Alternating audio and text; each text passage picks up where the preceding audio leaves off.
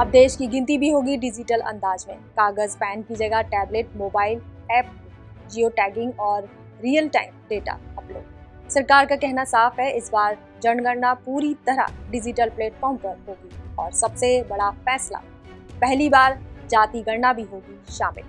जनगणना 2027 को लेकर ब्लूप्रिंट तैयार।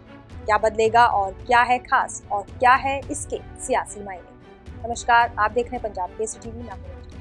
दरअसल जनगणना 2027 की विभागीय अधिकारियों ने तैयारी शुरू कर दी है। हल्द्वानी के काठ गोदाम स्थित सर्किट हाउस में 25 फरवरी को 3 दिवसीय प्रशिक्षण कार्यक्रम हुआ, जो कि एडीएम शैलेंद्र नेगी की अध्यक्षता में संपन्न हुआ। इस कार्यक्रम में प्रशिक्षकों ने चार्ज अधिकारियों, प्रगणकों और पर्यवेक्षकों को प्रशिक्षण दिया। इस पर और जानकारी देते हुए एडीएम ने बताया कि जनगणना प्रबंधन व निगरानी के लिए पर्यवेक्षण प्रणाली पोर्टल का उपयोग होगा, जिससे कार्य की पारदर्शिता, गुणवत्ता, समयबद्धता पूरी हो पाएगी। जनगणना का पहला चरण मकान सूचीकरण आवास गणना 25 अप्रैल से 24 मई तक होगा। वहीं दूसरा चरण जनसंख्या गणना 9 फरवरी से 28 फरवरी तक होगी। राज्य के बर्फ से ढके क्षेत्रों में ये कार्य 11 सितंबर से 30 सितंबर 2026 के बीच होना है। नागरिकों के लिए 10 अप्रैल से 24 अप्रैल तक स्वजन गणना की सुविधा उपलब्ध रहेगी, जिसमें आमजन खुद पोर्टल के माध्यम से अपना विवरण अपलोड कर सकेंगे। एडीएम ने अधिकारियों को निर्देश भी दिए कि जनगणना कार्य को सर्वोच्च प्राथमिकता देते हुए निष्पक्ष, पारदर्शिता व गुणवत्तापूर्ण ढंग से पूरा करना है। इसकी और जानकारी देते हुए रुचिका चौहान, कलेक्टर और चीफ सेंसस ऑफिसर ने बताया कि जनगणना 2027 की तैयारियां बहुत अब अग्रणी स्टेज में है। अभी कुछ दिवस पूर्व हमारे सभी संभागीय आयुक्त, सभी मध्य प्रदेश के समस्त कलेक्टर्स और नगर निगम कमिश्नर्स की एक ट्रेनिंग भोपाल में आयोजित हुई थी। इसके पश्चात अब डिस्ट्रिक्ट लेवल की ट्रेनिंग्स हमारी स्टार्ट हो गई। आज एक नेशनल लेवल मास्टर ट्रेनर यहाँ पर आए हुए हैं। तो जो विभिन्न पदों पर और दायित्वों को निर्वाह करेंगे, इन सभी लोगों की ट्रेनिंग आज से स्टार्ट हो रही है। प्रमुख जनगणना अधिकारी के रूप में कलेक्टर्स के जो रोल हैं उनका, इसके बाद में हमारे नीचे चार्ज ऑफिसर्स हैं जो कि जोनल ऑफिसर्स और तहसीलदार रैंक के ऑफिसर्स रहेंगे। इनके नीचे सुपरवाइजर्स हैं और उनके और नीचे प्रगणक हैं जो कि हाउस टू हाउस जाकर लिस्टिंग करेंगे। इसकी सबसे खास बात यह है कि आजादी के बाद पहली बार सामान्य जनगणना के साथ जातीय आंकड़े भी शामिल होंगे। अब तक केवल अनुसूचित जाति और अनुसूचित जनजाति का डेटा दर्ज होता था, लेकिन अब सभी वर्गों की जानकारी जुटाई जाएगी।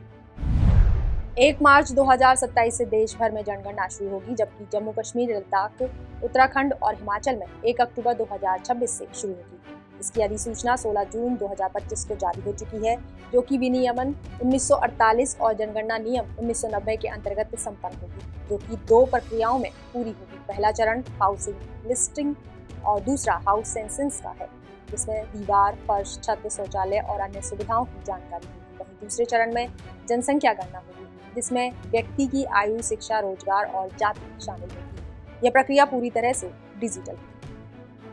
जनगणना के डिजिटलीकरण करने की पहल 2021 से शुरू हो गई थी, जब 2021 में जनगणना ऐप लॉन्च हुआ था, जो गूगल प्ले स्टोर पर मौजूद है। ये ऐप्स हैं census of India 2021 HL। House listing operation के लिए इसके जरिए मकानों का डेटा संग्रह होगा, जो कागजी प्रक्रियाओं को खत्म कर डेटा संग्रह को तेज और सटीक बनाता है।